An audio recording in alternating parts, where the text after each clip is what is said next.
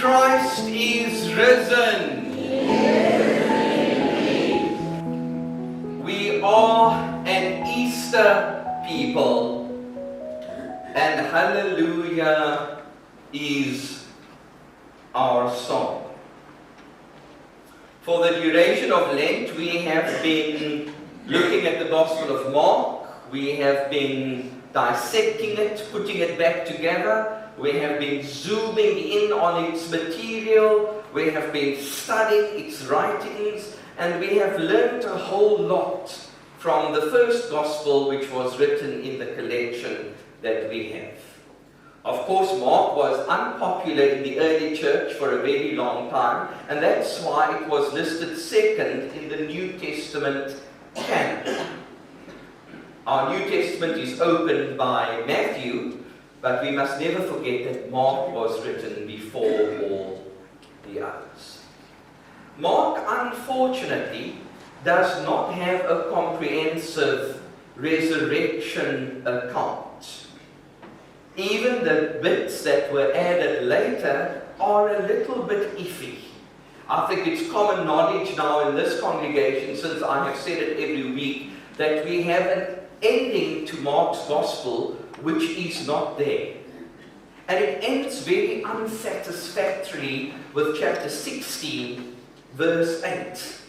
For although we already have Jesus risen from the dead by then, the women who were there to witness it first look a bit bewildered and iffy, unsure, to say the very least. In the oldest manuscript of Mark's Gospel available to us, we have it end on the word "and," which of course very strongly suggests that there is more, and that ending tragically is no longer available to us. It is lost in the mists of time. Verses 9 to 20 of Mark's Gospel were added later, and it's clear for anyone to see that it was written by a different author, not by the original Mark who put together the first 16 chapters in the first place. We should, of course, be very grateful that the Gospel was brought to some conclusion years later for it to be making sense to the average reader. But for all intents and purposes, what we can rely on most definitely would be verses 1 to 8 in Mark chapter 16. That's the passage that we will be focusing on this morning. The heading at the beginning of Mark chapter 16 is the resurrection. When the Sabbath was over, so of course Jesus had been crucified on the Friday. He was buried that evening, but people were already preparing for the Sabbath, which would have been the next day, the Saturday. Of course, as soon as there were 2 stars visible in the sky, the Sabbath would start, and no labor whatsoever would have been allowed. Not even the embalming of a dead body. So that practice had to be put in place early on the Sunday morning after the Sabbath had ended. When the Sabbath was over, Mary Magdalene, Mary the mother of James, and Salome bought spices so that they might go to anoint Jesus' body. Mark doesn't give us the detail of how much spices they took, but in one of the other Gospels we are told that it was 30 kilograms worth. Very early on the first day of the week, the Sunday in other words, just after sunrise, they were on their way to the tomb, and they asked each other. So you need to know in your mind's eye, see Mary Magdalene, Mary the mother of James, and Salome traveling to the garden tomb.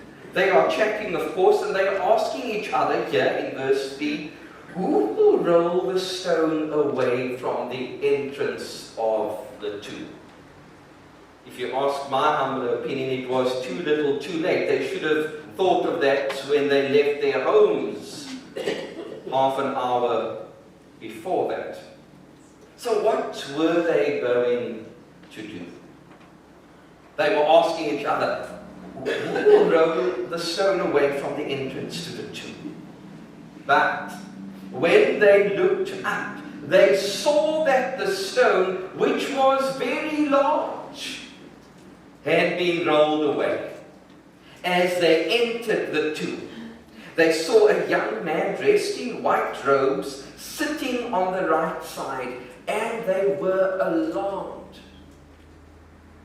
Don't be alarmed, he said. You are looking for Jesus the Nazarene, who was crucified. He has risen! Exclamation mark. He is not here. Go and see the place where they laid him. And then go and tell his disciples and Peter, and in a week or two when we look at the resurrection passages, I'm going to explain why Peter was singled out here. This angel dressed in white says to the ladies, go and tell his disciples and Peter that Jesus is going ahead of you into Galilee. There you will see him, just as he told you.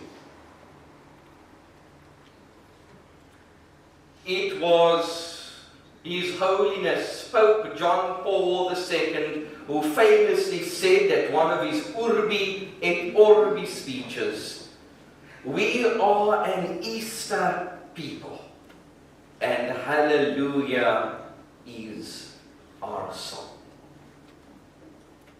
I don't think it's ever something that crosses our minds, thinking that when Jesus rose from the dead early on that Sunday morning, it messed with the people's mind who expected something different.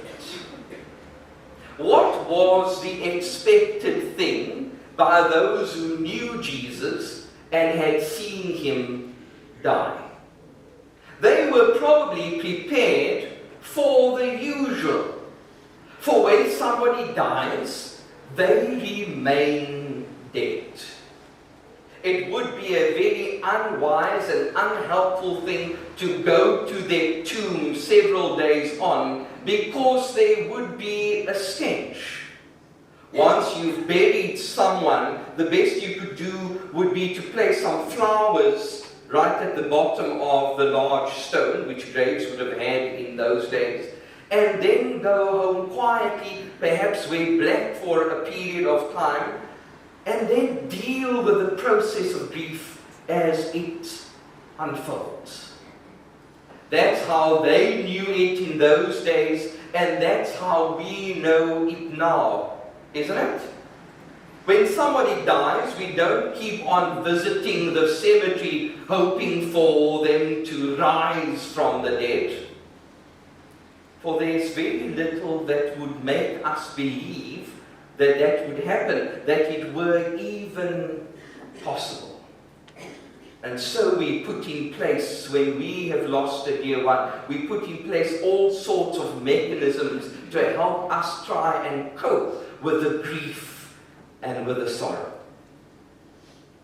You and I know, after having experienced so many losses in our lives, that it can be a very long and very drawn-out process.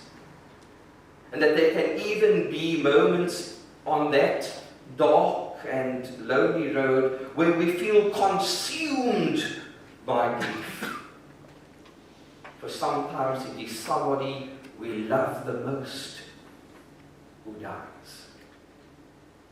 So no one can really blame Jesus' friends and Jesus' family, Jesus' disciples, for just thinking that this thing would take its normal route. That they would feel better, as we say to people after a 2-year period, give or take. But then, of course, when no one really expected it, and when only a few would notice, God pulled a peekaboo on us.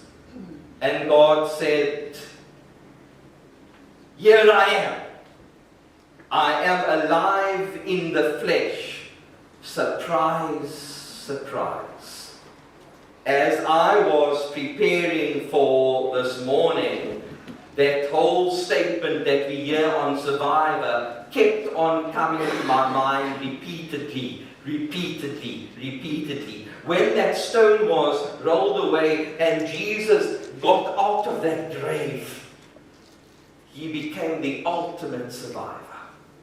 For he had outwitted, he had outplayed, and he had outlasted the devil.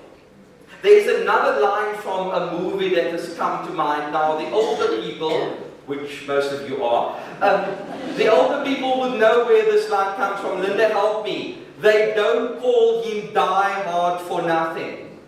Eh? Isn't that the famous line from a movie? It was really a case of the good fighting the bad to save the ugly.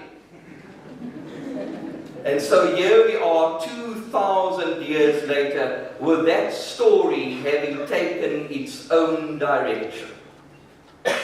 What was normal didn't happen. What people expected didn't take place. For God did what only God can, and proved to us once and for all that nothing is impossible with Him.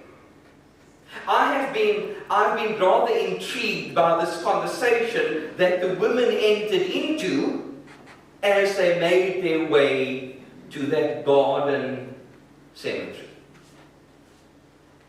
They were wanting to know from each other, hoping that the cleverest amongst them would have a solution. Who's going to, once we get there, we're going to be staring into this big boulder that had been placed in front of Christ's grave.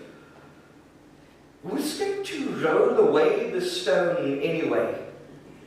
They must have looked at each other. They must have checked each other's arms, so who had the most significant muscles. And they must have known immediately that it just wouldn't work, that they needed a plan B. So did they have to turn around to go back home, to wake up their husbands to come to their aid? Or were they hoping for some homeless people who would be living in the cemetery? Somebody that they could tip maybe a minimum amount to help them with the moving of the stone?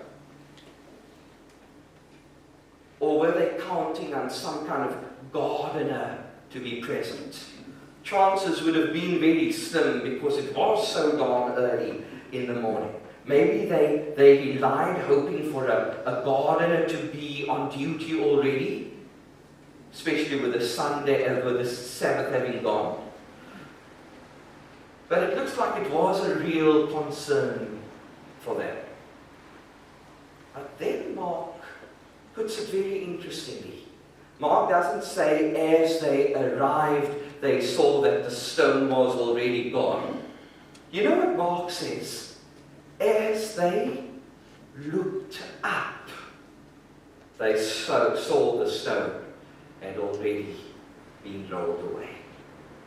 Sometimes all it takes is looking up.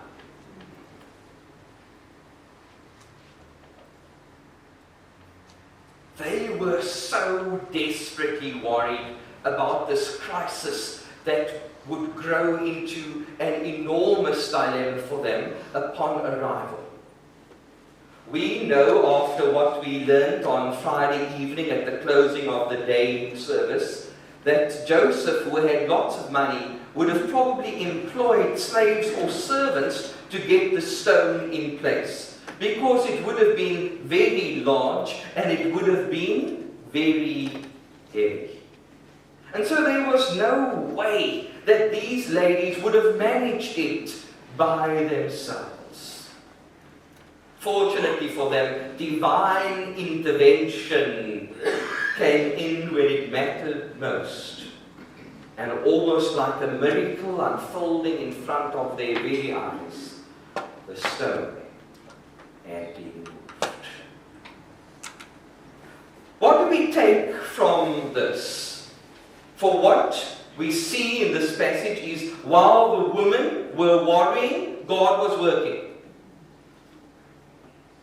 And if Easter teaches us anything, it could probably be that while we are sometimes crippled by worry and concern and fear, God is doing His best work, moving stones on our behalf. Scripture teems with incidents exactly such as this one, where people were worried, where God's people were stressed out of their skulls, where God's people really thought that they wouldn't make it out of that situation alive, that they wouldn't actually physically survive to tell the tale. But then God, in His infinite mercy, would make a way, even, or should I say especially, where a way seemed impossible. The best example that we have before us could very well be the whole Egyptian slavery thing. For in Exodus 2, we read that sad account of what God's people were going through while in captivity in Egypt. Exodus 2 verses 23 to 25 tells us that God's people were groaning under the weight of how they were being treated. But it says there that God saw their tears, that God heard their cry, and that God had compassion on them. I'm willing to bet that the general belief amongst the Hebrew people at that point was that God had forgotten about them. That God was not really interested in their plight anymore. That God had taken some time off and moved to His holiday home for the summer. Nothing could have been further from the truth, because just as God's people were about to give up, God made a way for them. While they were so lost in their worry and concern about their future, God was working. We have that record of the battle fought in 2 Chronicles chapter 20. Also a desperate and dismal experience for the people of God. The enemy armies were gathering one by one. All those tribes with the funny names like Hittites and Jebusites and Parasites. And they looked like a daunting force. The king went to God on behalf of the people and said, "Hey God, how about it? How about fighting for us? How about delivering us from this fight? How about leading us into victory?" The rest of the story is history. While God's people were paranoid and panic-stricken, while they were biting their nails of worry and concern, God was working. For God did get them out of there, alive and well, to tell the tale. Perhaps we must look at a New Testament example, because maybe the Old Testament is just too far off for a day such as today. Shall I tell you, or remind you at least, of Paul and Silas in prison in the book of Acts? They had been thrown in jail after having been flogged and tortured, after having been in front of the governor to try and explain why they are doing what they are doing. They were going to preach the good news of Christ crucified and risen no matter what. Nothing was going to halt them, and because of that they paid a very dear price. And so Paul and Silas and the other guys with them must have been paralyzed by worry, thinking, now what? Where to from here? We're not going to be able to expand the kingdom. We're not going to be able to preach the good news from a Roman dungeon. And just when things felt most dark and most dreary, God came through for them also. The prison doors opened supernaturally. What I'm trying to say is this: while we are asking questions such as, who's going to roll the stone away once we get there, God is busy maneuvering and working and acting and putting things in place where we cannot see behind the curtain. For at some stage we all need to convince ourselves that God always wants what is best for us. Sometimes we reach a point in our lives where we settle for less, where we allow worry to consume us, where we allow our fears to ruin us, not thinking that the God we serve is a stone rolling, mountain moving, door opening, way making God. A few years ago, I was struggling with a colleague's struggle. His name was Rod, and he had a nervous breakdown. He's a minister at a large congregation in Johannesburg, and he just had a complete emotional and mental collapse just before Easter. And of course I needed to help him because he couldn't help himself. And that year I conducted Easter services at my own church and at his church. And I was really feeling for poor Rod, because the nervous breakdown had been quite severe. I decided not to check in with him for a long period leading up to Easter. I wanted to give him his space. He had booked himself into a facility. But on Easter Sunday, as I drove home after having conducted 3 services, 2 at mine and 1 at his, I thought I must just see if he's okay. So I sent him a WhatsApp and I said to him, Rod, I'm thinking of you on this Resurrection Sunday.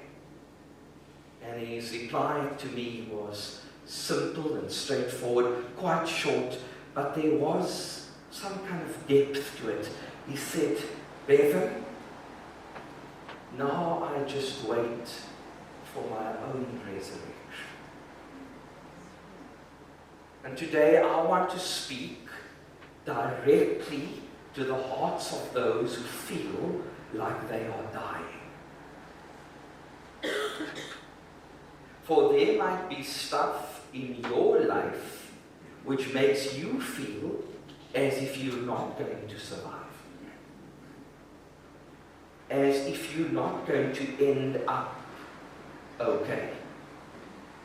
But I want to gently remind you of how Jesus, the risen Christ, has changed your narrative. And I want you to know that resurrection for you is also possible, because his tomb is empty, but his promise is not empty. There might very well be people sitting in front of me in this full church today who are feeling discouraged, disheartened, depressed.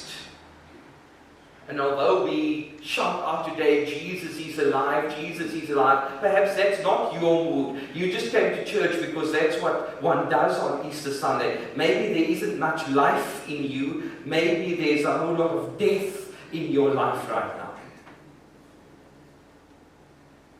But I want to say to you that resurrection for you, from whatever circumstances you are facing, is possible.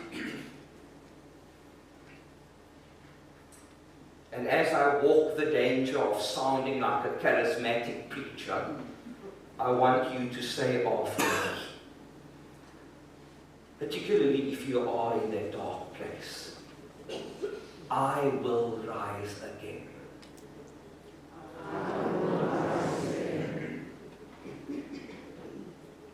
While you worry, God is working. The second thing I think we need to discuss a little bit when it comes to this resurrection passage in Mark's Gospel, did you hear the angel dressed in white saying to the woman, "Don't be alarmed"? For they were ever alarmed. Firstly, it was in their favor that the stone had been rolled away. But now they were alarmed because they couldn't find the corpse they were supposed to be embalming. In Matthew's Gospel, we don't have the words "don't be alarmed." The angel actually says to the woman, "Don't be afraid." You see, there was a whole lot of fear still tangible in the air. The Friday on which Jesus had been executed was only 2 days before. So that devastation was still fresh in everybody's minds. No one had remembered the words when he said that he would rise from the dead. People were fearing Pilate because of course, he was in a bad mood, just wanting to crucify people left, right, and center. People must have feared Herod. People must have feared the high priest and the chief priests, for they were also on the roll of destruction and threatening people. Those who didn't know that Judas had taken his own life, they must also have feared Judas, because they didn't know what his next move would be. And it was clearly being used by the enemy. Who knows what he would get up to when given a chance. We find the disciples in John chapter 20 locked away in the upper room. It says there, out of fear for the Jews. Some commentators feel that that's a bit of a misspelling, that it's actually out of fear of Judas.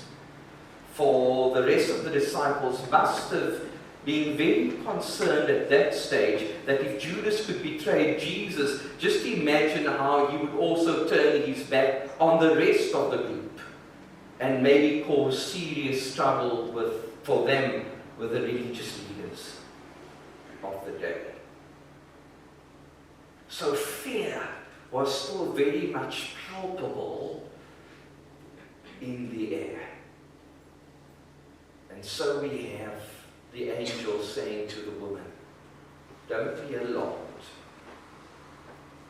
Don't be afraid." In Matthew's Gospel, in the resurrection account, we don't only have the angel saying it. When Jesus arrives on the scene, Jesus repeats what the angel had said so very clearly. And Jesus looks these bewildered women in the face and says to them, "Do not be afraid." how many times that sentence appears in the Bible. Don't be afraid. Guess. 365, thank you very much. And of course, those who want to make it all soppy and syrupy have gone as far as saying, look at God, how He now arranged for it to be mentioned 365 times and there are 365 days in a year. I personally think that that's just a coincidence, because it's only the last 3 centuries that our years have 365 days. It's a coincidence, and coincidences happen, otherwise there wouldn't be a word for them. But it's still a wonderful coincidence that the Bible gives us that single line 365 times over. Sometimes it comes in a different shape or a different form, as in, do not be alarmed, or do not let your hearts be troubled, or do not let this throw you, John chapter 14. But the bottom line is the same. God does not want us to live from a place of fear.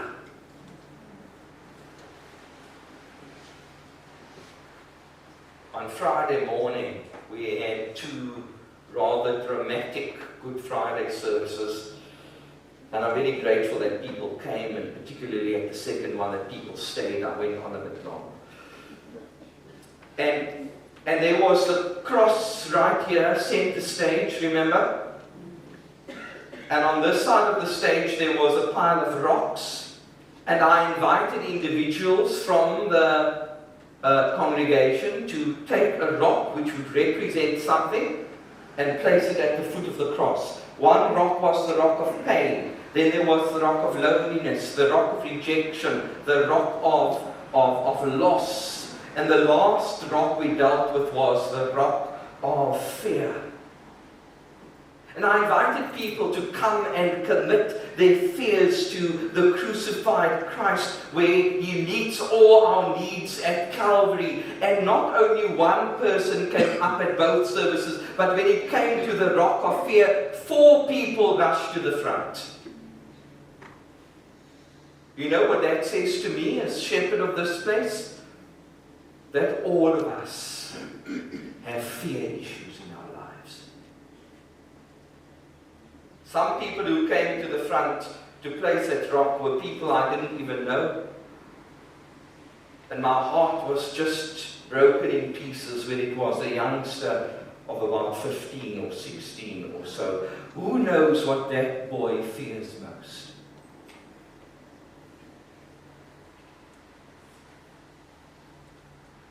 I want to tell you that there's no magic formula for us with which to address our fears. But you know where I think is a good place to start? Allowing Jesus to speak into our fears. Let's start there. This Jesus who says to us constantly and consistently that our lives are not futile, that our failures are not fatal, and that our death is not final. Let that self-same Jesus speak into your paralyzing fear, and allow Him to rescue you out of that dark hole. I cannot help but wonder what would happen if I spent the energy I spent on fearing and worrying, if I took that energy and employ it somewhere else. I wonder what would happen if I took the energy, which is a considerable amount of energy, on fearing and worrying about the future. I wonder what would happen if I took that energy and employed it in the praises of Jesus. So every time I felt scared, instead of succumbing to that effect of fear, I wonder what would happen if I used that strength to praise His name rather. Or to read His word, or to hold on to His promises, or to think of how good He's been to me in the past. I I, for one, spend an amazing amount of energy fearing the worst. Perhaps we need to learn how to rechannel that negative energy into something positive, like trusting in Him, for instance. Okay? In his letter to the Ephesians, in chapter 2, Paul says, Christ is our peace. I sometimes would have liked for there to have been a ninth I am saying. You know, the Gospel of John gives us, I'm the resurrection and the life, I'm the good shepherd, I'm the bread of life, I'm the light of the world. Wouldn't it have been absolutely remarkable if there had been a ninth I am saying where Jesus declared, I am your peace? We can have our own list and we can add that for ourselves as we echo the sentiment of St. Paul. Let Christ be your peace this Easter. And let us move. Let us take this step of moving from fear to faith. It was the iconic German theologian who said, faith is fear that has said its praise. There's a cute little antidote that I use whenever I feel scared. It involves the singing of a song, and some people say that when they hear me sing, they feel more scared and not less scared. I suppose that's open to interpretation. But there's a little chorus that I sing when I feel like fear's getting the better of me. It's a song called Because He Lives. Join me. Because He lives, I can face tomorrow. Because He lives, but no, all fear is gone.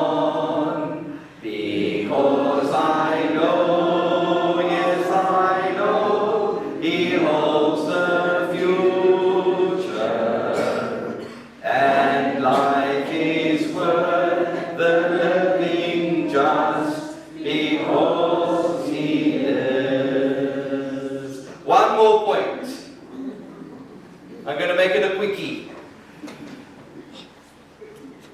The women very quickly, excuse the pun, very quickly had to realize that there was a greater plan in place. For everybody on the day of the resurrection was surprised that Jesus was alive. They should have known better, because I could find at least 3 points earlier in the Gospels where Jesus had said it to them unmistakably. You know what? They're going to kill me, but don't fret, guys. I will rise again. It looks like no one took Him seriously. Jesus wasn't surprised that He was alive again, because it was all part of the plan. What I'm not saying is that Jesus didn't every now and then have a wobbly. You know, we have Him in the garden looking very stressed and perhaps having his human side doubting a little bit. We even have Him desperate on the cross where He exclaims, my God, why have you forsaken me? You see, this is what sin did to Him. It made Him feel as if even God had abandoned Him. But Jesus must have known all along in His heart of hearts, beyond a shadow of any doubt, that He would rise again. It was part of God's plan. God has a firm, underailable plan in place. From what I gather and glean from the Scriptures as I read them is that God likes to plan. God is always up to something. The resurrection was just one beautiful thing.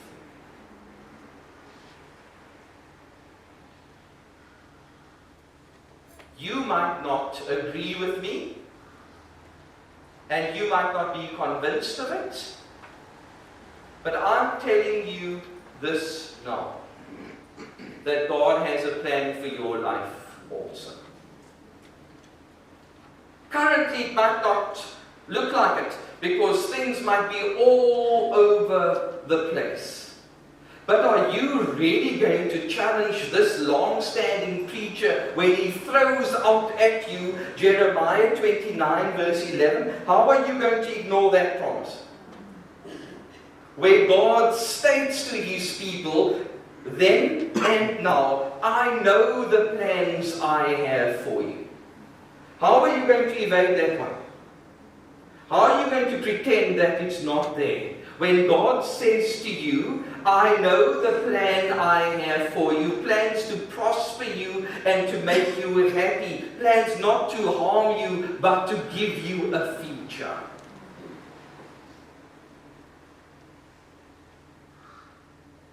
Stop fighting it and just say, thank you. You might not understand it. It might look to you as if there are a whole lot of puzzle pieces missing. But God has a plan also for you. Maybe we were never meant to understand. Maybe we were meant to trust, even when we cannot see.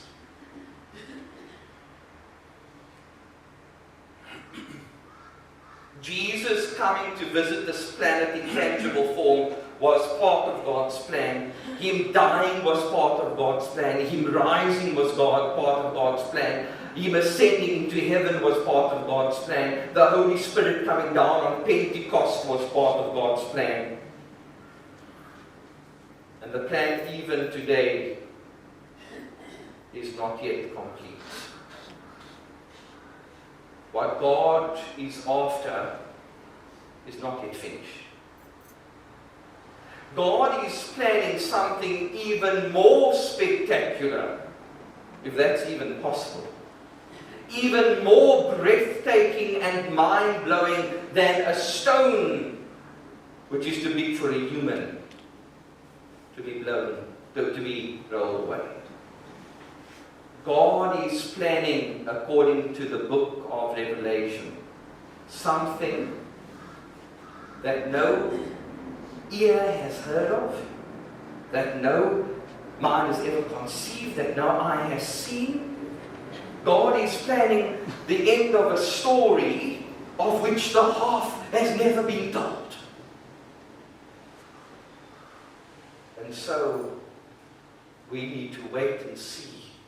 Wait and believe in in obedience and in faith.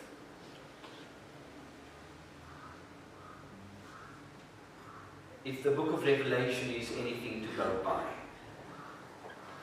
whatever God is putting together is worth dying for. And so today, those 3 points. As we leave here, I trust that your heart will find a treasure chest in which to keep these 3 truths. Firstly, who will roll the stone away? While we worry, God works. Secondly, we need to allow Jesus to speak into our fearful places. And thirdly, there's a plan. There's a plan coming, even as you and I celebrate yet another Easter. Jesus reinvented our story. Jesus is our forever. Jesus is our true north. We will never get over him. Jesus is our lifeline. Jesus is the one who has rewritten our destiny. Jesus, dear friends, is the one. Go and share that with the world. Go and be an Easter person. and go and sing your hallelujah.